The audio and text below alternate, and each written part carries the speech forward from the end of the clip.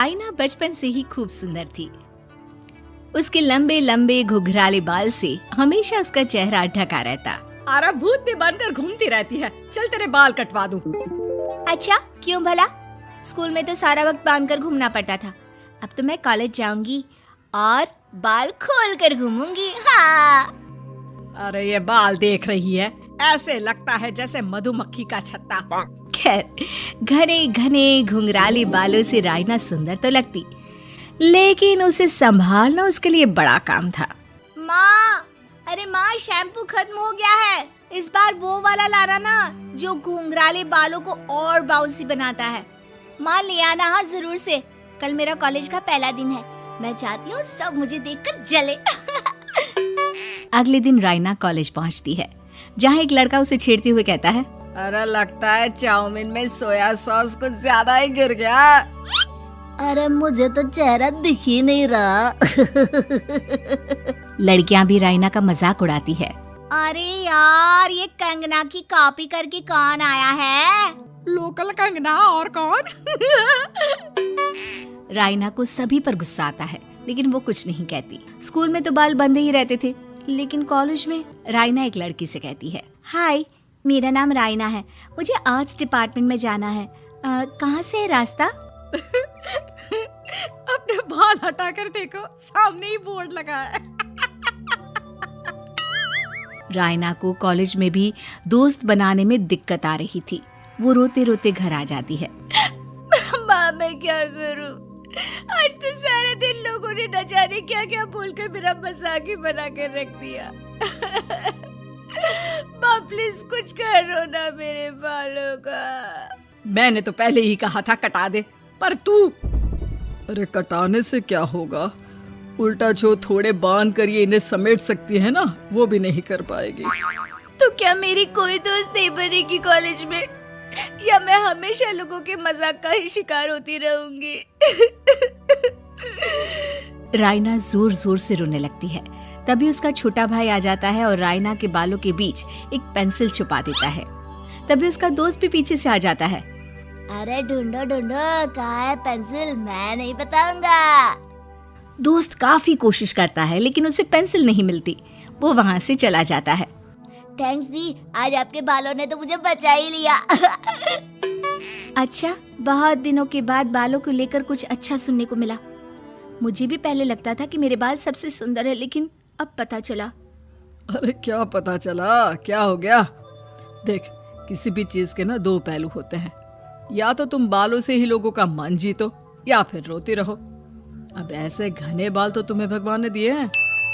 रायना को पिता की बात समझ में आ जाती है। वो सोच लेती है कि जिन बालों के कारण वो कॉलेज में एक भी दोस्त नहीं बना पा रही है, उन्हीं बालों से वो दोस्तों की लाइन लगवा देगी। अगले दिन कॉलेज में डेस्क में रायना बालों को आगे कर लेती है और लोगों को लगता है कि रायना का चेहरा पीछे है, लेकिन रायना घने घुंघराले बालों को हटाकर हंसने लगती है। देखा मेरे बालों का कमाल, इससे मेरा चेहरा भी नहीं दिखता और मैं चलती क्लास में सो भी सकती हूँ। सभी रायना को देखकर हंसने लगते हैं।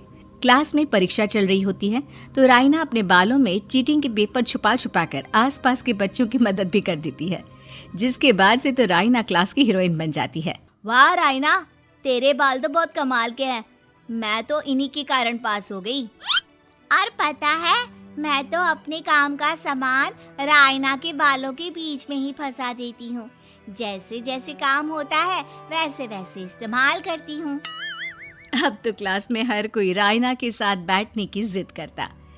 रायना में इसे लेकर घमंड आ जाता है। उसे लगता है कि वही क्लास की सबसे डिमांडिंग लड़की है।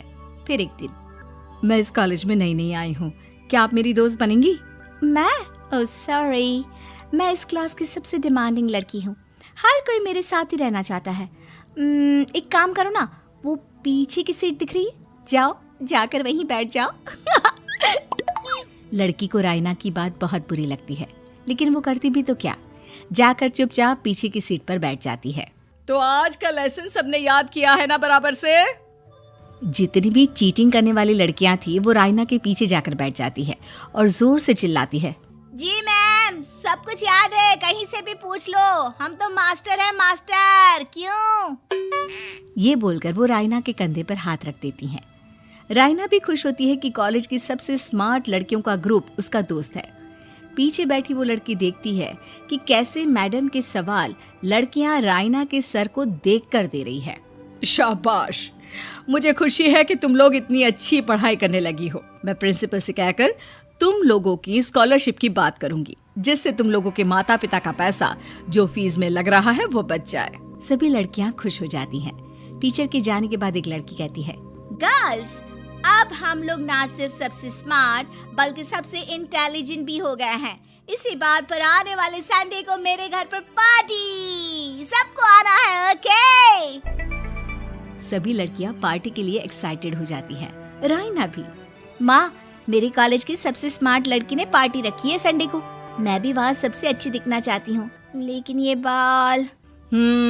घुंघराले बालों का तो कर भी क्या सकती है। तभी उन लोगों की नजर पार्लर के एक इश्तिहार पर पड़ती है जो 3000 रुपए में बाल स्ट्रेट कर रहा था। माँ, मुझे पैसे देना, मैं बाल सीधे करवा कर आती हूँ, संडे को पार्टी में सबसे अच्छी लगूंगी। बस फिर क्या था, अपने घुंघराले बालों को रायना पार्लर जाकर स्ट्रेट यानी कि सीधा करवा लेती है। और फिर पार्टी वाले दिन, हाय गर्ल्स, कैसी लग रही हूँ मैं? ओह नो, शिट, ये क्या करवा लिया बालों का हाल? और जिसके घर पार्टी थी वो लड़की, अरे ये क्या करवा लिया? तुम्हें मालूम नहीं है, जिस बालों में चीटिंग रखकर हम लोग टीचर के अगर इम्प्रेशन जमाते थे, उन बालों को तुमने।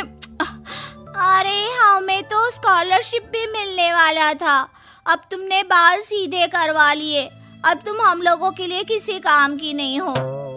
अरे लेकिन हम दोस्त तो है ना, क्या मैं अच्छी नहीं लग रही हूँ?